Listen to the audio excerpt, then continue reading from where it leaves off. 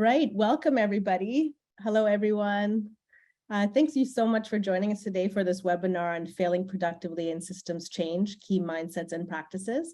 My name is Sonia Mijokovic. I'm the Consulting Director for Community Innovation here at Tamarack, and I'm delighted to be hosting you all today. We've heard it all before: fail gracefully, fail early, fast, fail often. Fail stands for the first attempt in learning, but the question we often hear is also how. So that's exactly what we're going to work through today. We're going to discuss why understanding our relationship to failure is particularly important to systems change work, and explore some of the mindsets that we have to challenge to fully embrace or practice failing productively. Systems change work takes time, it's relentless, and often there isn't a clear and defined path to transformation. It requires multiple stakeholders, collaboration. In short, it's complex. Along the way, we will all face challenges and failures. That is inevitable. But what if we could fail productively and alter our relationship to failure? The objective of today's webinar is to develop a collective knowledge base and awareness around having a healthy relationship to failure, and how to realize the benefits of failing productively in our work. How do we embrace failure as an inevitable part of our work in shifting complex systems and detangle it from the feelings of fear that prevent us from taking the deep risks needed to advance real change? The thinking we'll be sharing with you today actually arose from an inquiry that our guest, the CoCreative team here today, has been doing around the roles of fear, resistance, failure, and conflict in systems change collaboration. One of the insights from that work is that typically these things are seen as bad and things to avoid, but they are actually positive assets and resources that can make our work more resilient and effective. That is, if we have a healthy relationship with them. We have crafted this experience with the intention of getting us all engaged in the conversation. So we invite you to share freely in the chat. Also, there will be questions and prompts all throughout the presentation using the polling tool Slido. Based on what we learned today, we'll develop a further resource which we'll share out into a larger community. So please contribute your thoughts. But before I get too ahead of myself, I'd like to hand it over to Grace for our land acknowledgement and to take us through some of the technical aspects of our webinar. Grace, over to you. Perfect. So hi, everybody. My name is Grace. First, we'll just kind of start off by doing a very important land acknowledgement. So we want to obviously begin this webinar just acknowledging the land that we are all situated on. I myself, I'm on the traditional territory of the neutral Anishinaabe and Haudenosaunee people. I'm situated on the Haldeman Tract, the land that was granted to the Six Nations. That includes 6 miles on either side of the Grand River. Feel free to also include in the chat where you are situated from as we take this time for land acknowledgement.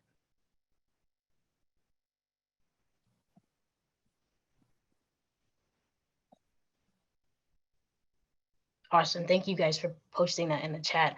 And then very quickly, just for myself, if you have any technical questions or you need any support, feel free to just message me in the chat. You will receive a full recording of this webinar along with the resources and with the slides as well, the slide deck.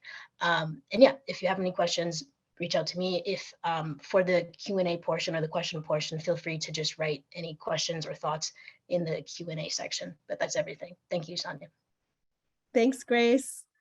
We're going to take a few minutes now for introductions. My name is Sonia Mijokovic, as I mentioned earlier. I'm a long-standing social innovator and social scientist, which is really curious about getting communities to collaborate and passionate about bringing transformative ideas to life.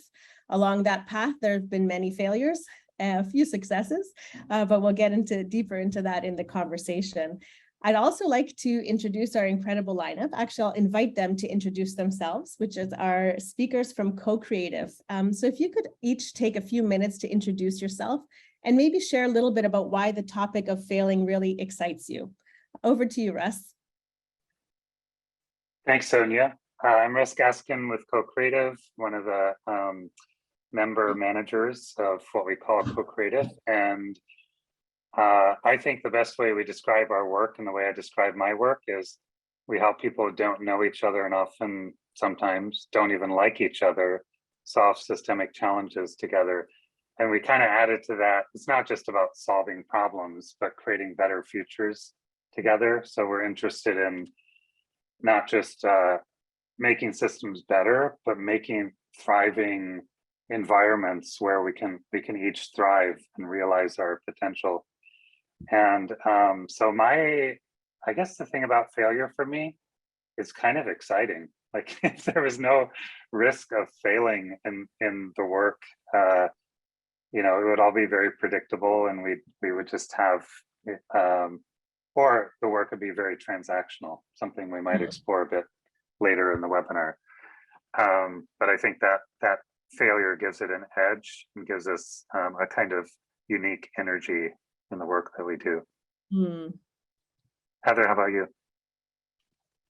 Hi, everybody. I'm Heather Iconas. I'm joining you from Wiyat country in far northern California on the Redwood Coast. And sometimes I think of my role as being a collaboration doula. I really love to support people in collaboration with one another to work together to realize our preferred futures. And I think I was drawn to the this topic because I feel like I've been acculturated in society in such a way that sort of prioritizes individual work, in sort of prioritizes getting things exactly right. And it was one of my growing edges where I'm like, you know what, if we're going to do this work and we're going to do it together, it's going to be messy and we're not going to always get it right. It's not going to be perfect. And so I was drawn to that sort of exploration and learning to work with that more fluidly, more gracefully. Beautifully put. Is that? Hi, everyone. It's great to be here. I'm Lucette Jaimes, and I'm an ecosystem weaver working with CoCreative, and I'm really passionate about the intersection between how we develop as humans, and in doing so, we're able to contribute to the cultural evolution and the good and the well-being for all. And failure is really important in that process, because for me, getting familiar with failure is getting familiar with being human and learning more to be and discover who we are and we can be, rather than being, you know, the human perfect machines or the human doers that we're actually, you know, are more accustomed to be, and that even our good education system shapes us to be, right? We have to be perfect and have our jobs 9 to 5 and all that, and that's not really it. So that's why I'm here too. It's great to be here. I love those reasons. Thanks for sharing, everybody. We're going to just get started here with acknowledging failure's loyal sidekick, as we like to say, which is fear, which is the crux of our human resistance to embracing failure, maybe some of the challenges we face. Ross, do you want to give us a little bit of context to this quote and why it excites you? Yeah, so it's from this book by Jennifer Hamady. Jen is a therapist who works with people really to find their voice, to authentically express themselves and who they are. And even though the book is about singing, I think it's about much more than that. And so she talks about how Franklin Delano Roosevelt gave this famous speech where he said, the only thing we have to fear is fear itself. And she said, I kind of disagree with that. She said, I think we don't have to fear fear. What we have to fear is having an unhealthy relationship with fear. And she puts it in the context of, say, a vocal performance or any performance, where if you've ever seen a singer perform who had no fear, it was probably a relatively dull performance. Because fear gives that attention, that edge, and that focus, and kind of generates an energy that when you have a healthy relationship with it and you use it, it becomes an asset in the performance. But I think, as I said, it's generally true in life and work too. Fear, adrenaline. I often think of like the marathon runner getting ready for the bang and what that feels like in the body. With that, actually, we'll hand it over to Lizette, who will take us through a grounding exercise on somatic experiencing, so we can further explore how failure feels in our bodies and reflect on a time. Lizette, over to you. Thank you. All right. So we're just going to take a few minutes to connect with a failure experience, and then I'll ask you some questions to reflect, and then later we'll have an exercise on a Slido. But let's start with our own experience. So I'll invite you to take a little bit of distance from your screen, if that's possible. And if that's possible too, just close your eyes if it feels okay to you, and bring yourself to an experience of failure that you had in the past or are having. And just place yourself in that moment, in that time. Notice what's happening. Notice how you're feeling. Notice who's there. Just pay attention to the entire experience for a moment.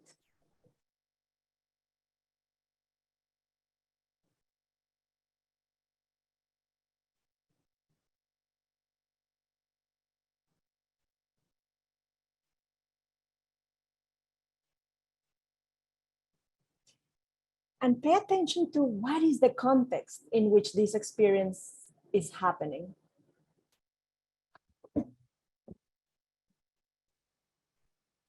Notice what exactly happened.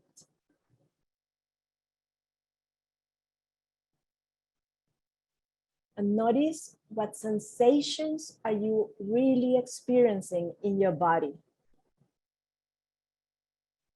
You may want to do a quick scan from the feet all the way up to the head. You know, what's happening in the body. And finally, what else are you noticing?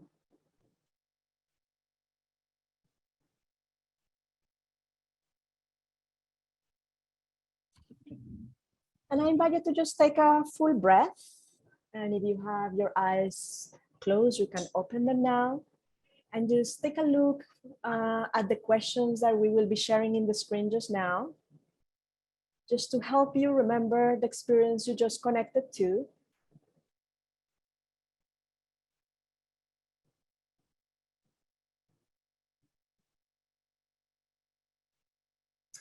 And now we're going to have a quick exercise through Slido, which we'll share the link for in the chat. Thank you, Russ and Grace. And there we're going to be covering 2 questions that you can answer. The first one is that as you reflected on that experience of failure, what did you notice in your body? That's the first question. And the second question is, in a phrase or 2, how do you define failure? So we will be gathering your answers. And then in a few moments, we will be sharing the screen just to get a sense of what has happened for our group here together.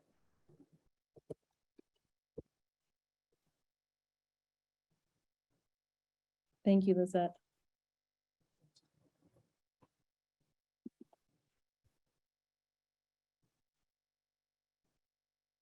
And there's some interesting reflections coming up in the chat as well.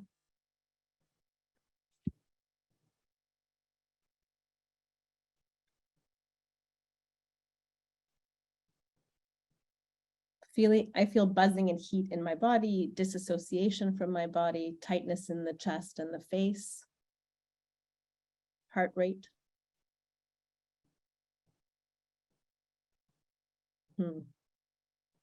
Sonia, I think for me to share Slido, you'll have to stop your share, or maybe that's good. Yeah. Great. Here we go.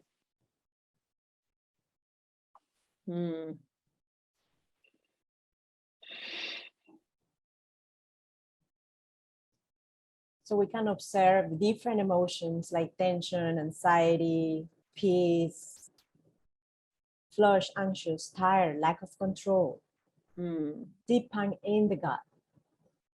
resistance to identifying a scenario. Oh, that's very interesting.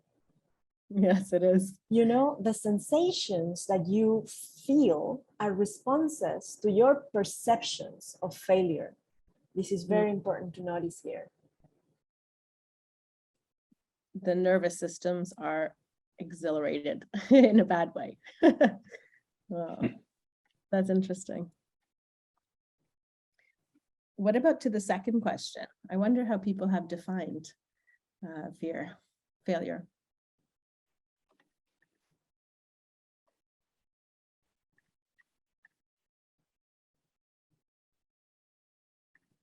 Oops, let me just share this a different way. Mm-hmm. You all can see that, right? Yes. Yes. Not working on things that make me feel alive, working on someone else's agenda with which I do not agree. All my skills are not enough to overcome the lack of work that is life-giving. Not getting the successful outcome. Repeating behavior that doesn't serve me. Letting others down. That one really resonates somehow in work with communities and in collectives. The pressure of not letting other people down. Yeah. Not accomplishing something I set out to do. Looking bad in others' eyes and being imperfect. Judgment, yeah. It's interesting too that there was a few comments about values. So working towards something that maybe is really pushing the boundaries of your values and doesn't feel right. I think it's interesting in the context of systems change as opposed to, you know, failure in a business aspect or failure in a personal way, although it's interconnected. That's interesting. And several too related to someone's expectations, whether they were my own or others. Yeah. Is there anything in these responses that stands out when you contrast it with some of the research and insights you've been gaining in this topic? I mean, it validates a lot what I've experienced and I've seen happen in not only networks, but also organizations and teams. Absolutely. A lot of the visceral, the bodily responses make me think of a fight or flight response, especially anything with the front of the body, which is evolutionarily the part of the body we're prone to protect when we feel threatened. So tightening of the gut, the drop in the stomach, the pinching of the chest, they're all that kind of survival response, right? So it's like you're being physically threatened, even though it's a social phenomenon or a social event. You're not physically going to die from being embarrassed or experiencing failure, but it feels like you're going to die. Yeah. And I would add there, Ross, that it is not only embarrassment, the sensation of shame is really intense, and that can feel like dying. Great. I'm going to share my screen again here, and then Luzette, if you could take us through the next part. Super. So in the context of systems change, we have experienced that failure will happen. It's almost inevitable. And why is failing productively particularly important for our work in systems change? So we're going to be sharing some of our definitions, based on our experience of how we see failure, which we see that it happens when we don't usually get the outcomes that we are expecting. But it doesn't necessarily mean that it's a lack of success. It is felt like a disruption. And at the same time, it's really an invitation to shift the way that we are thinking and really understand what is really going on and what is the answer that is required from us, or the action or the behavior.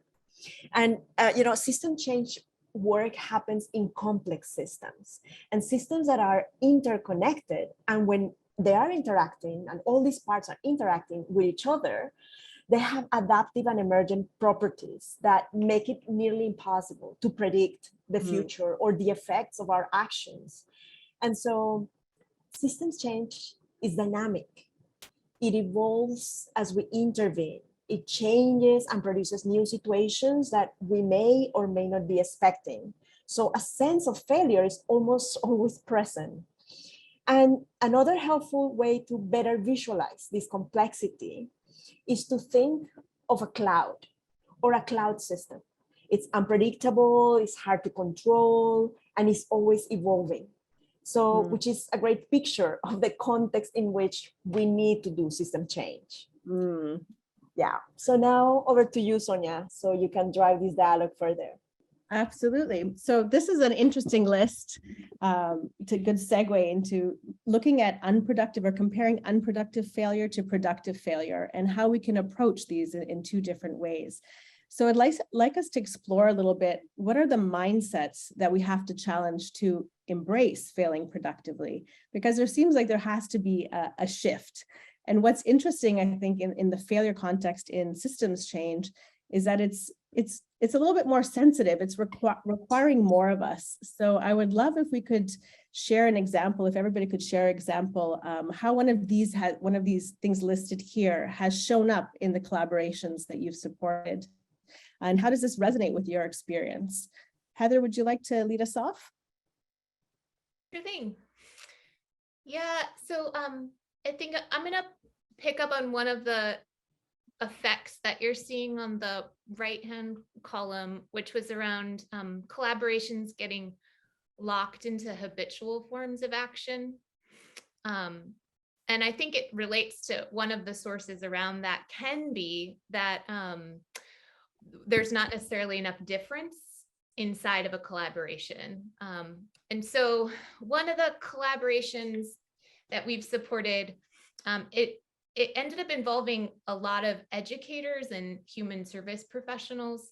And, you know, they had identified a number of changes, or what we refer to as critical shifts, that were going to be required in the system that they were working within to achieve their shared goal.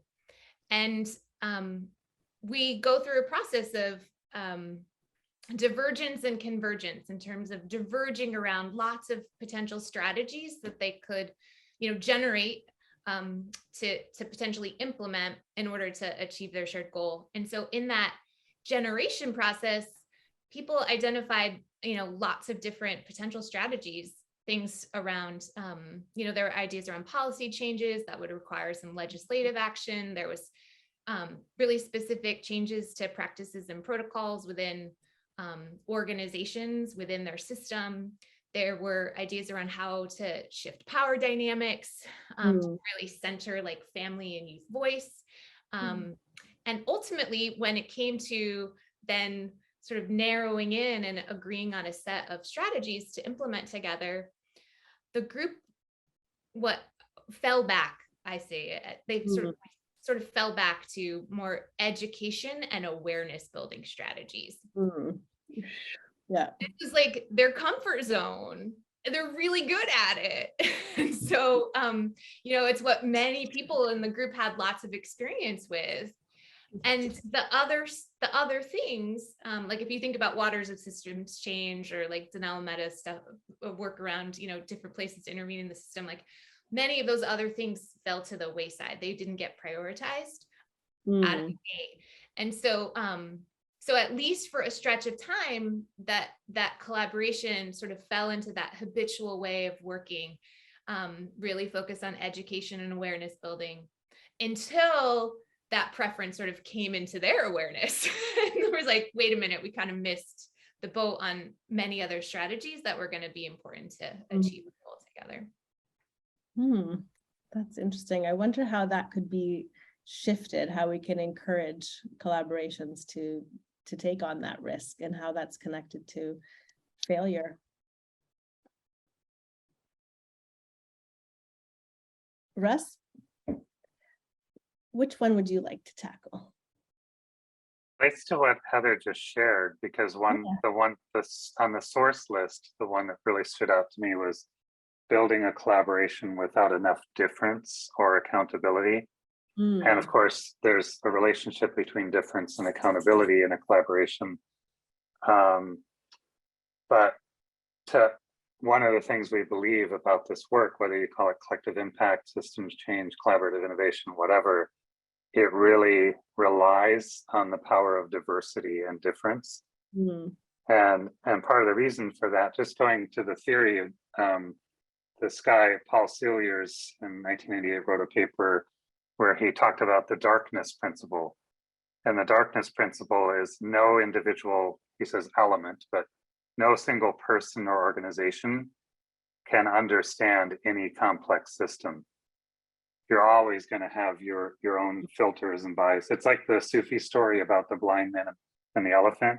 One thinks it's a tree trunk, another thinks it's a fan, another thinks it's a snake, etc. Unless they actually talk and share information, they're never going to understand that elephant, right? And so often what we see is fairly homogeneous groups coming together who either maybe they're in different parts of the ecosystem, but they think similarly, they have similar experiences related to the work, etc. So then we get a kind of not a very rich picture of what's really happening in that system. And from that, we're more likely to experience unproductive and wasteful failure. And a good example is we were supporting the startup of a collaboration in the agriculture space. This is around climate change in agriculture. And we were digging into regenerative agriculture and looking at the research that shows how these regenerative ag practices can build soil health and therefore build property values. And the investors in the room, so these investors who are looking to buy up farmland from retiring farmers and rebuild the soil and et cetera, they were excited about that research. Like that's gonna build the value of our investment and contribute to us making a bigger return. So they were all excited and they were starting to work on something related to that. And they shared some thinking with the group. And two of the farmers in the group said, so what that means for me is my property values are going to increase, my taxes are going to increase, and I'll be less able to turn my farm over to my kids who want to continue farming on this land. If we didn't have that difference in the room, the investors would have gone off and done all their stuff or whatever to the harm of farmers. So I think it's just so important that we have carefully designed groups that represent the difference that we need in the room.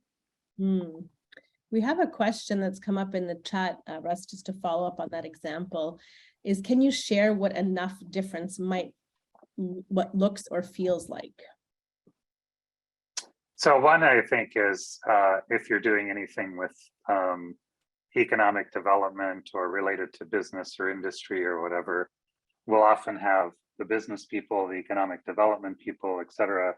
We don't have citizens, we don't have workers, for example.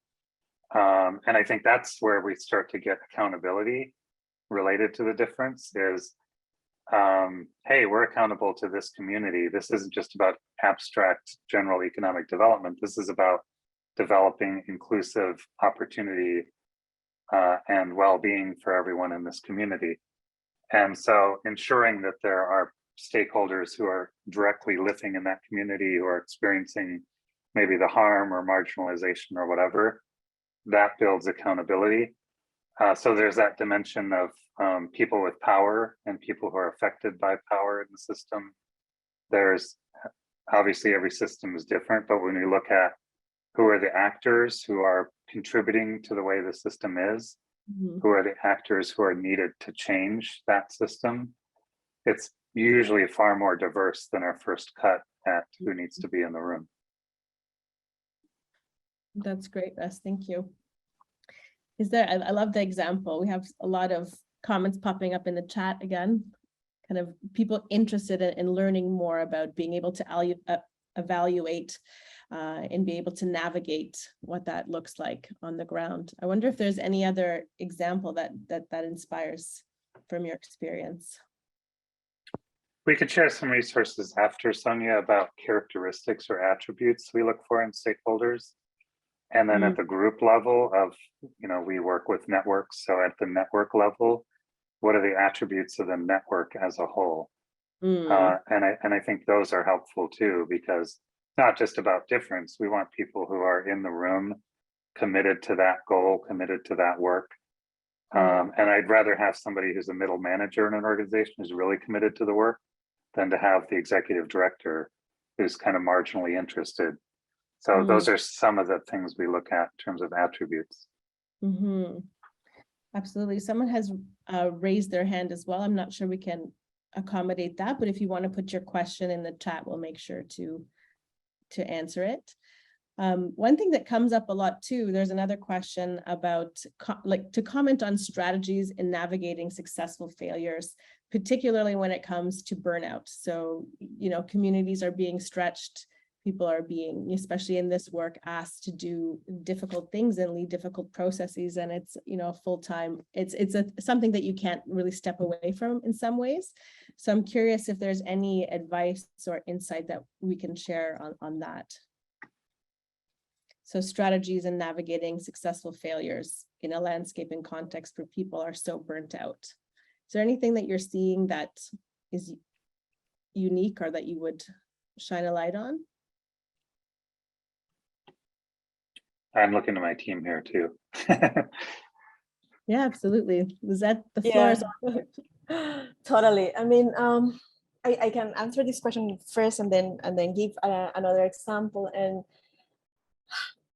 I think that it's important to name it, because talking about burnout has been it's so hidden, and particularly in the sector of social entrepreneurs and leaders and communities that required to behave in certain way to be credible enough to get some funding, right? So there's this facade that sometimes we need to have about being strong enough and knowing what we're doing, and just naming burnout to ourselves as leaders, but also within communities is extremely important, because then it normalizes the fact that we have emotions and that we feel certain ways and that certain things are really difficult. And because they're difficult, they need to be also, we need to pay attention to what needs to shift so that it isn't the case, right?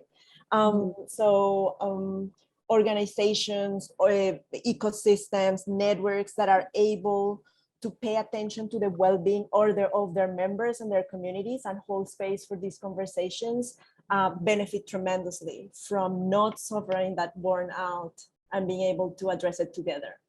And I was having an example of unproductive failure of many years ago, around 2012.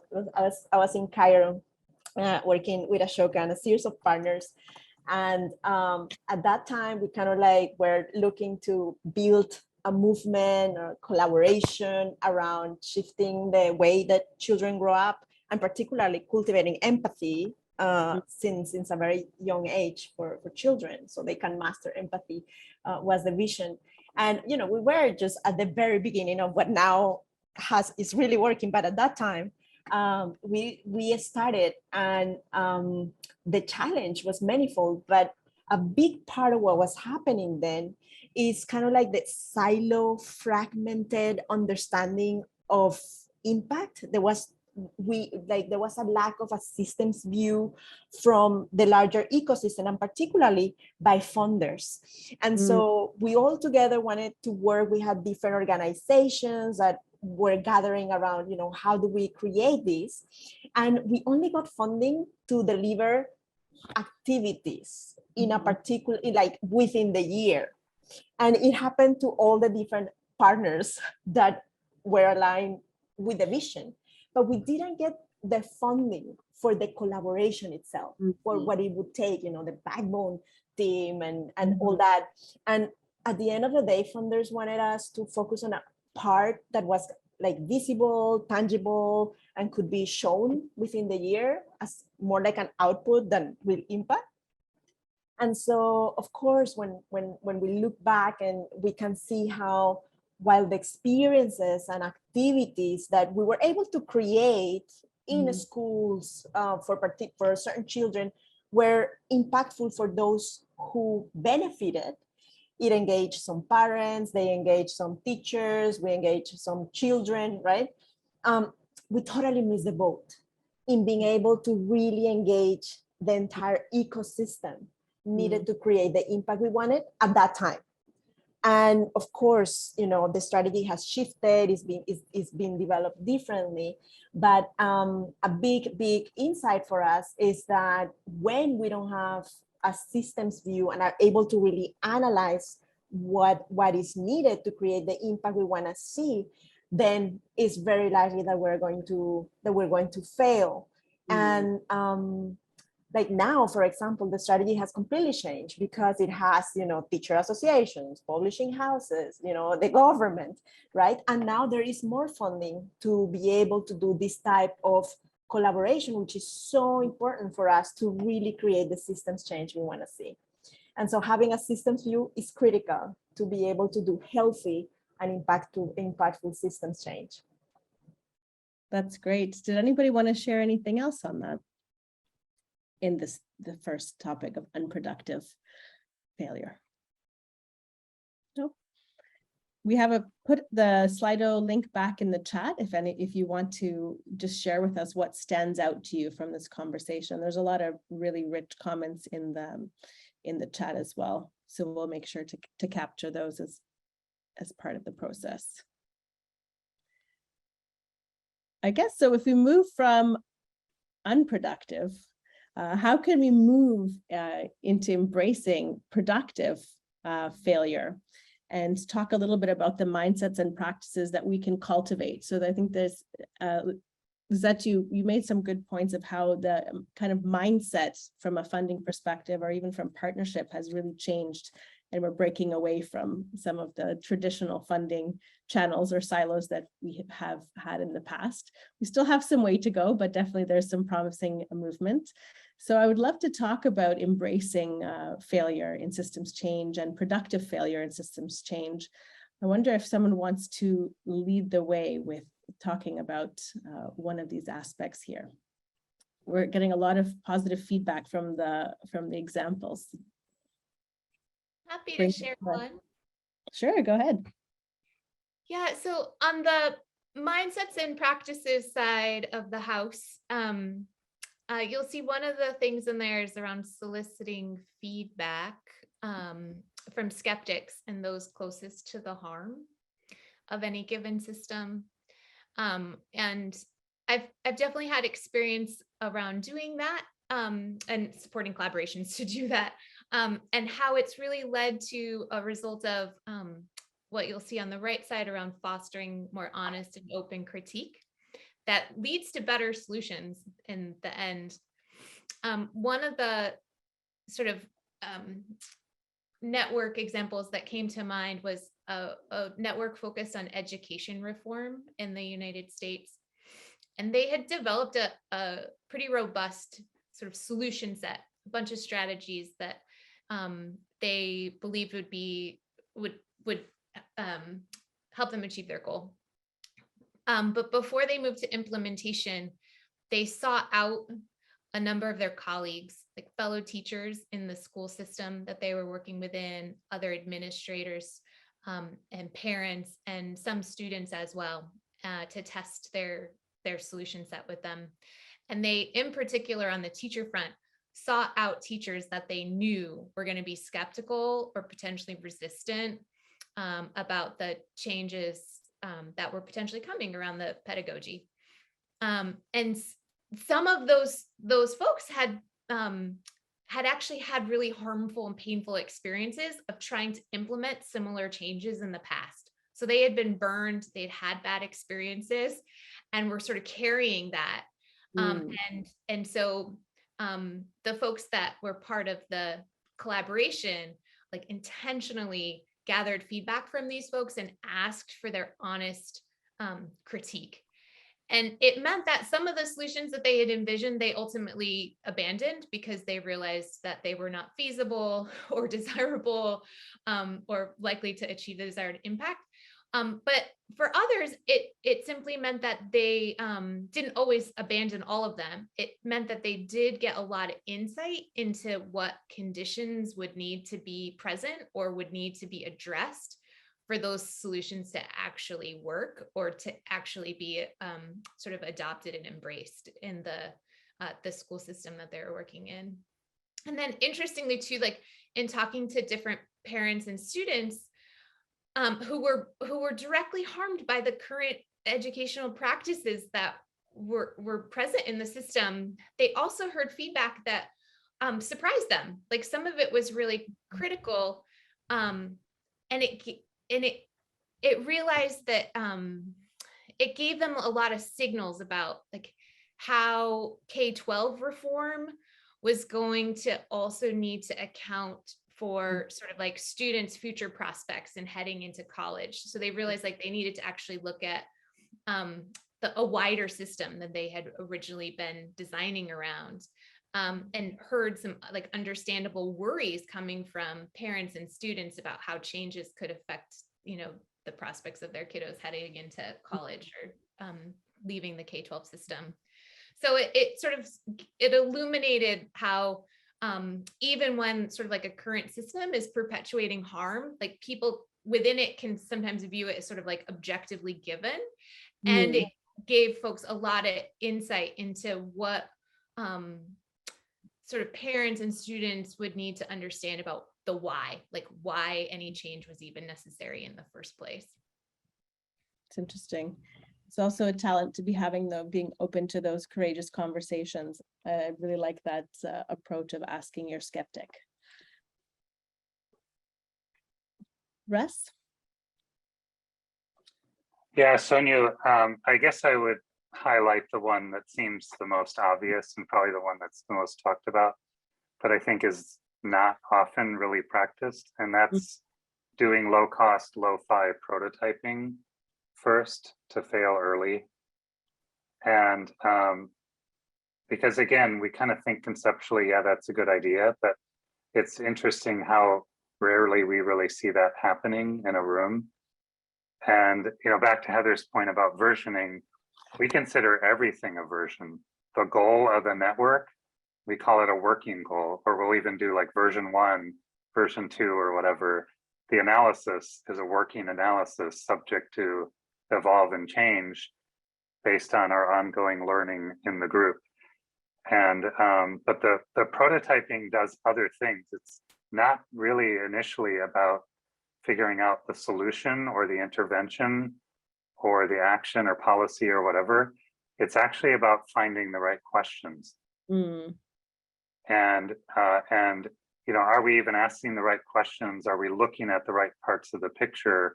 And when we prototype a solution, that makes us go, wait a minute, that's not actually what we're trying to solve for.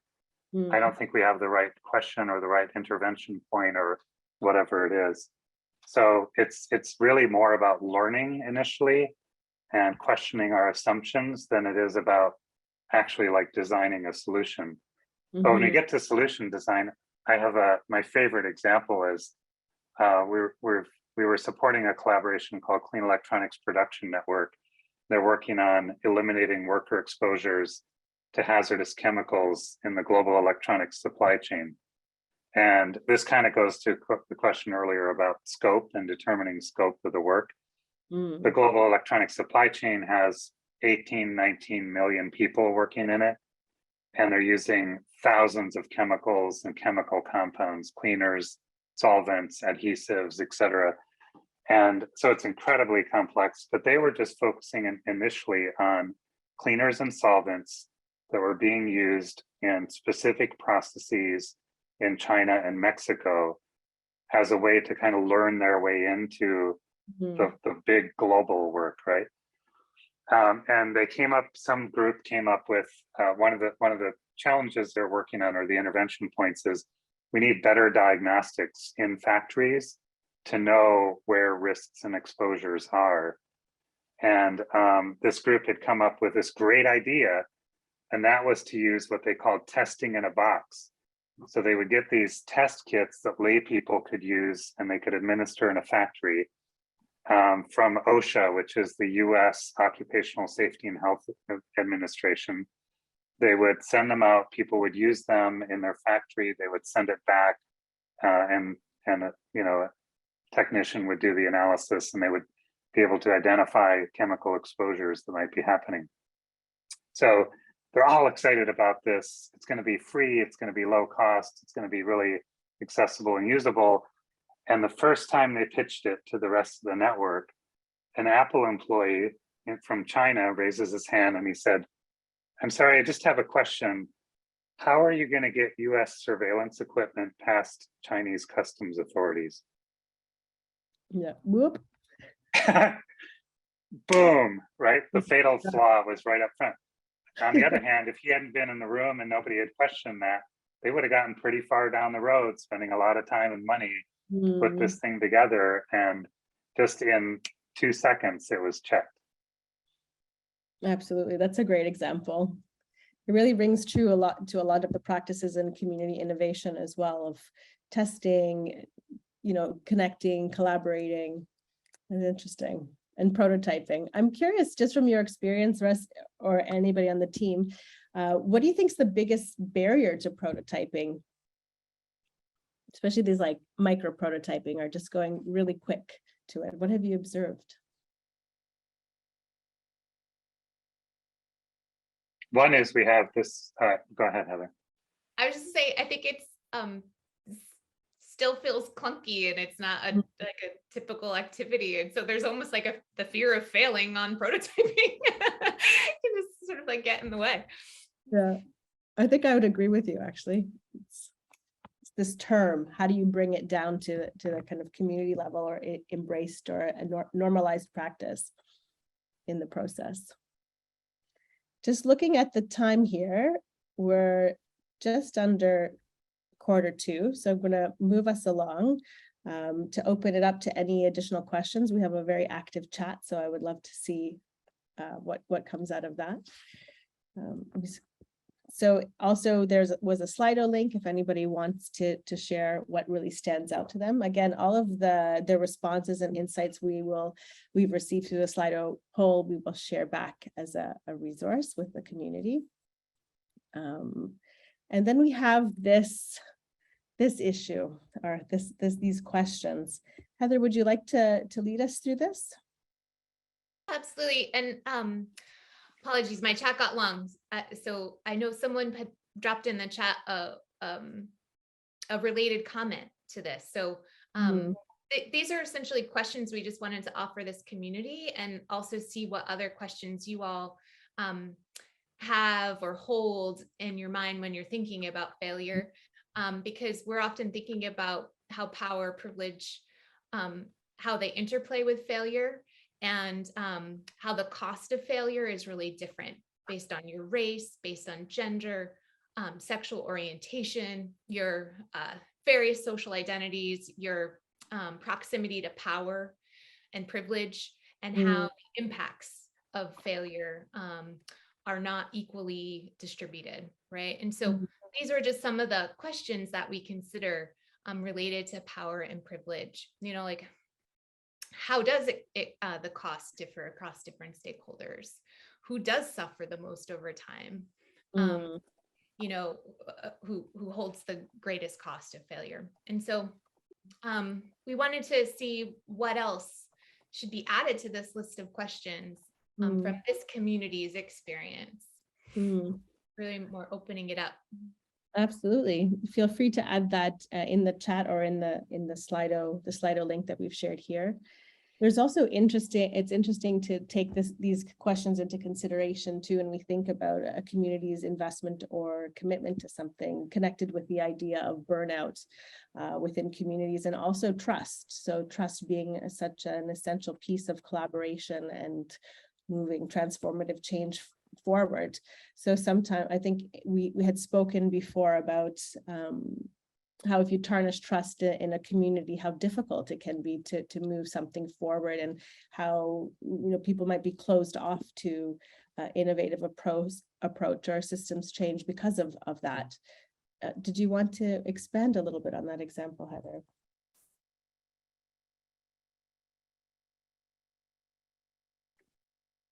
Honestly, Sonia, I think you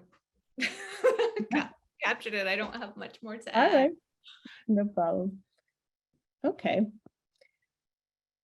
Here's the Slido. So we'll open up the floor to any questions. Do we want to do that through Slido as well? I think people are pretty much using chat too. I wanted to note, to remind folks, the reason we're using Slido too is because you're able to see what other people contributed, but also upvote things. But we're going to take all the content that has been generated here and use it to develop a kind of richer shared resource. When I say shared, I mean Tamarack and CoCreative will build it, we'll put it out there, free for anyone to use and maybe add to over time if we can figure out a way to do that. Absolutely. We have thanks for that, Russ. We have a question here. I'm trying to find it. The chat's moving quite fast. A question about the cost of failure is really powerful. Let me see here.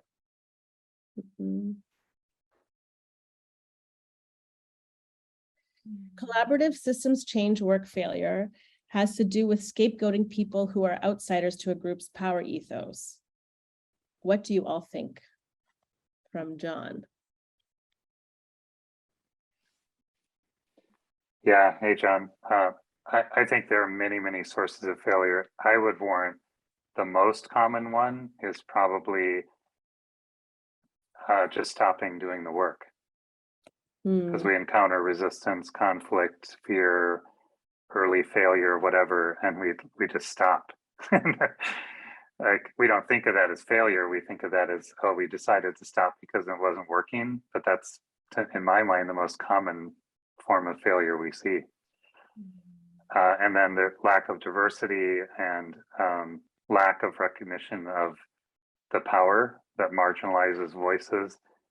Like, you could technically have diversity in the room, but it may be suppressed or oppressed or marginalized, in which case it's the same as not having it, right?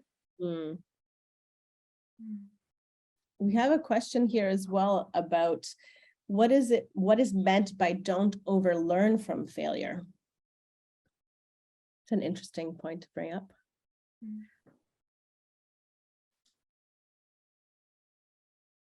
Any responses? To me, that sounds like a Lucette question. Can you repeat it, please? Yes, of course. What is meant, because in the list of productive and unproductive failure, we had don't overlearn from failure. If you could expand on that. Yeah, definitely. Oh my gosh, I've done that quite a bit, and it's sometimes when something happens, you have an initiative, and then you're analyzing what was wrong and what can we learn from that. Sometimes it's just one insight that you need to learn, adjust quickly, and then the system will actually work. But if you stay over and analyzing what's happening with that learning and start actually looking for who is to blame, and we start looking at, oh, what is it that I need to do and improve in and develop myself in and the community, then you derail the entire work and the prototype into something else that is not necessarily what is needed. And so this requires a lot of intuition, and is obviously it's like you're dealing with something you really don't know. But I think that to the extent that you have solid feedback mechanisms that allows you to sense what's happening with the system quickly, like after action reviews or before action reviews, then you're able to learn enough so you can move to the next step. It's not looking for perfection, it's looking for prototyping, adjusting, and keep seeing the project moving forward. That's a great explanation. I think it too connects. I'm guessing it might resonate in this community, but we've certainly heard when collaborations start generating ideas for potential solutions, somebody piping up and being like, "We tried that already," and it didn't work. But back to one of the points that Luzette had shared earlier is like, this is a cloud we're working in. Context might have changed. Like, all sorts of things could have changed since we last tried something before. So maybe, it might work this time. So let's not overlearn from that experience. That's a good perspective as well. With 5 minutes to go, I guess we have time for one more question quickly, and then we'll move into our closing practice here. How do you fail? This might be a difficult one to answer quickly though. How do you fail successfully when practicing bottoms-up systems change without much official authority or support from line managers?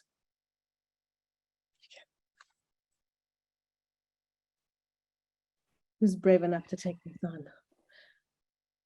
I guess there's so many examples in co-creative experience, I'm sure. And a question like that is very contextual and I think nuanced, situational. It's hard to respond generally because I would go to who's in the room, why are they in the room? Is the goal transformational and powerful enough to justify those people to take risks together? Lots of questions that I would ask to get to the point where I could respond to that. Lizette and Heather, do you have general? No, I'm aligned with you. Like what came to me was more around depending on the context, then I would be able to develop a strategy that then presents this not necessarily as a failure, but like as part of, what the next vision, the envisioning of the work that is being done. But it does depend on who you're working with and what type of culture does the organization, the team, or the ecosystem have. I think that's fascinating in any event, just understanding the way you approach and think about these issues. I think that's insightful for the audience. Lucette, so we opened with somatic experience. We're going to close with somatic experience. Would you like to lead us through this? Yeah, thank you. All right, so I'm going to ask you to just take a moment. We've spoken about many things. And so I want to invite you to come back to the experience of failure that you had at the beginning. You can close your eyes for that or keep them open. The point is for you to locate yourself there in that experience. And perhaps just take a couple of breaths when you're there. And then just start noticing, how emotions like fear, disappointment, frustration, anger, worry, regret, or actually perhaps other emotions that you may perceive as positive, like excitement or curiosity, right? They're all are there, right? So the body starts feeling all these different sensations. In the case that the sensations that you are feeling are actually activating your nervous system, putting it in a state of threat or alarm, just notice if that is happening or that has happened in the past, because these states can freeze you or get you into a state of fight or flight, or just getting into a sensation of feeling unsafe. And when that happens, it really is hard for us to engage, collaborate, learn, and change. And so what I'm going to be sharing with you are just very few practices that will help you to get out of that state if you get into it, all right? So the first one, you can open your eyes if you had them closed. If you're feeling in that sensation of failure, you can change your breathing pattern. You can start breathing through your nose a little bit, with intention, and then bring all the oxygen that you can into the body, to all your body. And in the exhalation, try to make it longer so you can really let go. And you do that for a few times. And what happens with that is that you're shifting. It's like hygiene of the system. Another invitation for you is to take a walk. It could be in nature, preferably. Contemplate the natural systems around, or just take a walk that allows you to move from one state to another.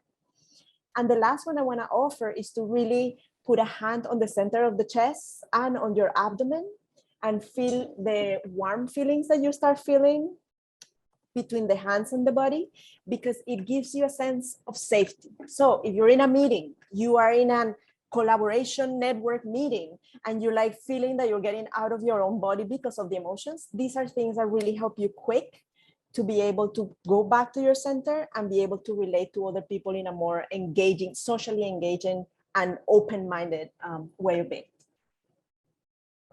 That's it. Fantastic. Thank you, Lizette. What a great way to end off. We've shared some links in the chat for additional resources. Here are some of them listed here as well. And we'll be following up with email to all the participants, and the information will be available to everyone. I just want to say a big thank you to CoCreative for sharing your wisdom and insights with us today, to the audience as well for so many great questions and comments. And I'd like to do just a quick exit activity. If people could share in the chat how they're feeling at this moment, and we will wrap up today's webinar. Thank you again, everybody.